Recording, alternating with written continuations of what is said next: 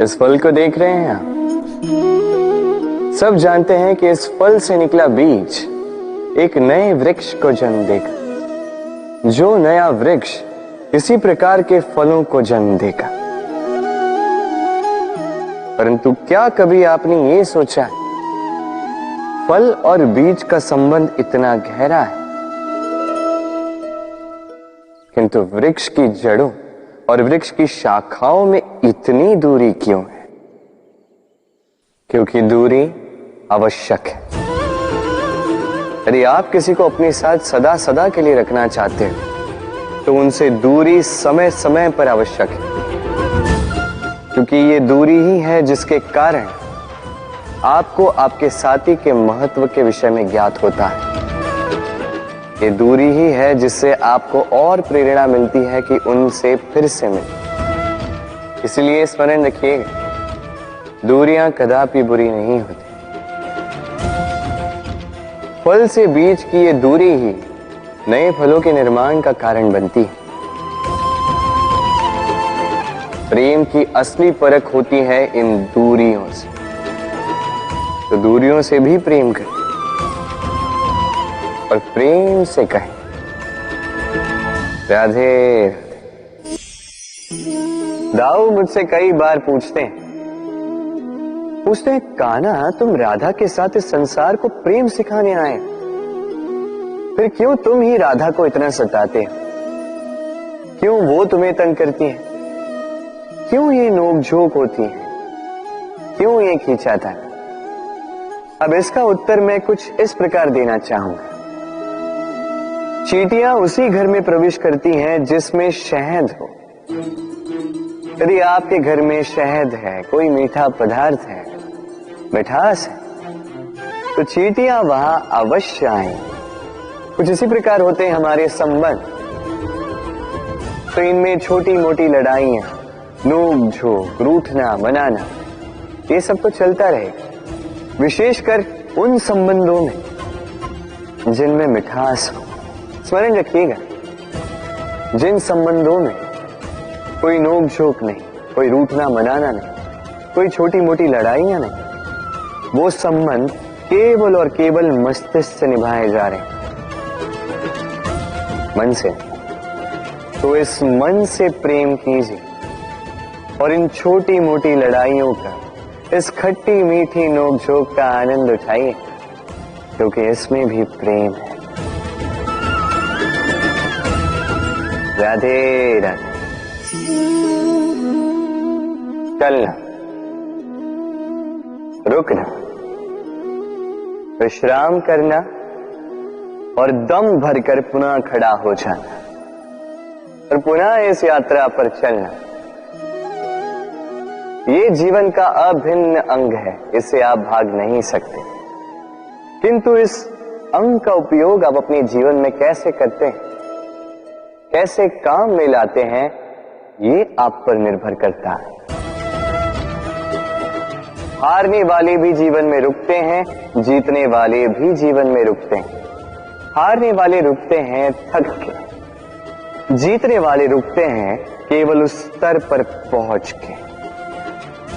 अब रुकना तो आपको है ही, ये तो होगा ही, किंतु कैसे रुकना है, थक के या किसी स्तर पर पहुंच के, ये निर्णय आपका होगा।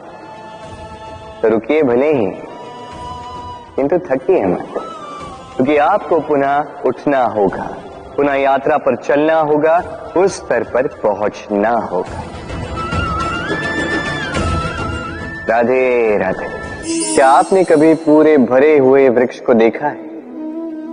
उसकी डालियां कैसे स्वतंत्रता से लहलहाती, किंतु यदि ये डालियां अपनी जड़ों से उचित प्रकार से जुड़ी ही ना, उस वृक्ष की जड़ें गहरी ही ना हो, तो क्या होगा? तो क्या वो ये सब आनंद उठा पाएंगे? कदापि नहीं। उस वृक्ष की डालियां बिखर जाएंगी, तो वृक्ष भूमिशाही हो जाएगा। उसी प्रकार विचारों की स्वतंत्रता का आनंद आप केवल तभी उठा पाओगे जब आपके संस्कार गहरे हों। तो स्वतंत्र रहिए विचारों से, किंतु जुड़े रहें संस्कारों से। राधे राधे। कोयल और कौवा, ये दोनों पक्षी बहुत समान, दिखने में एक जैसे, स्वरूप एक जैसे, रंग भी अधिकतर मात्रा में एक जैसा ही। बल्कि कभी कभी तो आपने ये भी देखा होगा कि कोयल कौवे के घोंसले में रहती है। दूर से यदि इन दो पक्षियों को देखो तो इनमें अंतर समझा पाना अत्यंत कठिन है।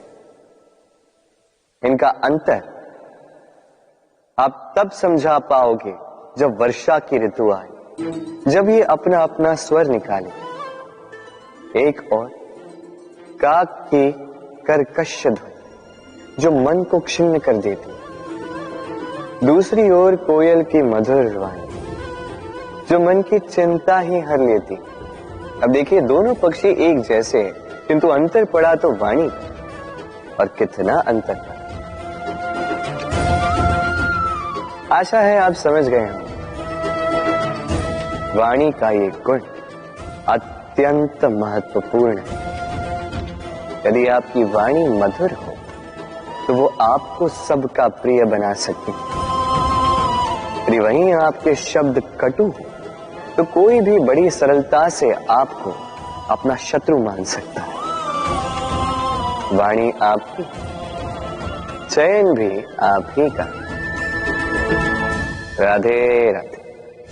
क्या कभी आपने सोचा है कि विष पान करने के पश्चात भी महादेव देवों के देव महादेव कहलाते हैं, वहीं दूसरी ओर अमृत पान करने के पश्चात भी राहु और केतु असुर ही कहलाते हैं।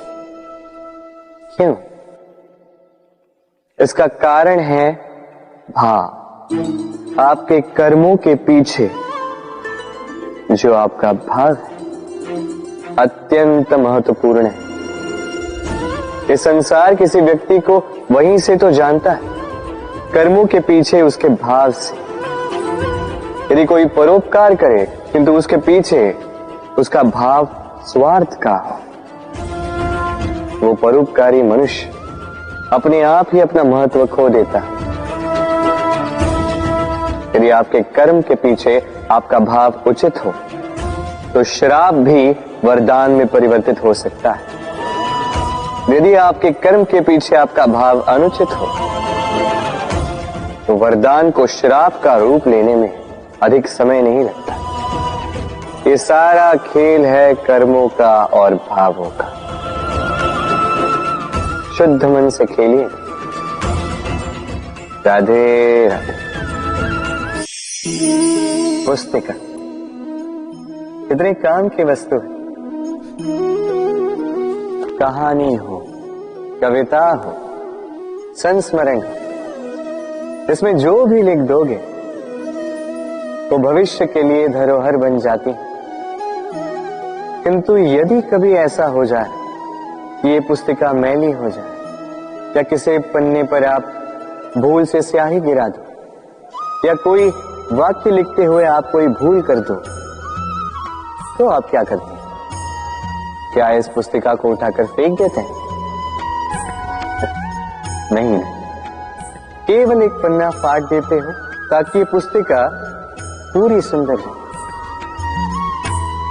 इसी पुस्तिका की भांति होते हैं हमारे संबंध, और वो एक पन्ना, एक भूल। तो यदि किसी संबंध के मध्य में किसी से कोई भूल हो जाए तो उस भूल को संबंध से दूर करना उचित होता है। उस भूल को भुला देना उचित होता है, ना कि वो संबंध तोड़ जाए। उस संबंध को सहेज कर रखें, क्योंकि भूल तो सभी से होती है। यदि ऐसा करोगे तभी जीवन रूपी पुस्तिका और सुंदर होती जाएगी। एक दूसरे को क्षमा करना सीखिए, एक दूसरे की गलतियां भूल जाना सीखिए। फिर देखिए इस जीवन में और हर्ष आए और ये संबंध सांसें लेने लगे। राधे राधे। मेहंदी स्त्रियों का श्रृंगार। जिसके हाथों लग जाता है उसे अपने रंग में रंग देता है। हमारे यहाँ पर यह परंपरा है कि विवाहों पर, अन्य कई अवसरों पर इस मेहंदी को ऐसे किसी पात्र में रखा जाता है, फिर महिलाओं में बांटा जाता है। परंतु क्या आपको ज्ञात है कि इस मेहंदी का रंग सबसे अधिक किन हाथों पर चढ़ता है? इस मेहंदी का रंग सबसे अधिक उन हाथों पर चढ़ता है जो हाथ इस मेहंदी को सब में बांटते। प्रेम, प्रसन्नता, आनंद, ये भी मेहंदी की भांति ही है। जितना दूसरों में बांटोगे उतना ही स्वयं पर चढ़ेगा। तो यदि आप जीवन में प्रसन्नता पाना चाहते हैं तो अपनी प्रसन्नता को पहले सब में बांटना सीखें। जैसे ये हाथ इस मेहंदी को सब में बांट रहे थे। अपना सुख, अपना वैभव, अपना प्रेम सब में बांटते रहिए। आपके जीवन में आपको कभी इसकी कमी नहीं होगी। राधे राधे।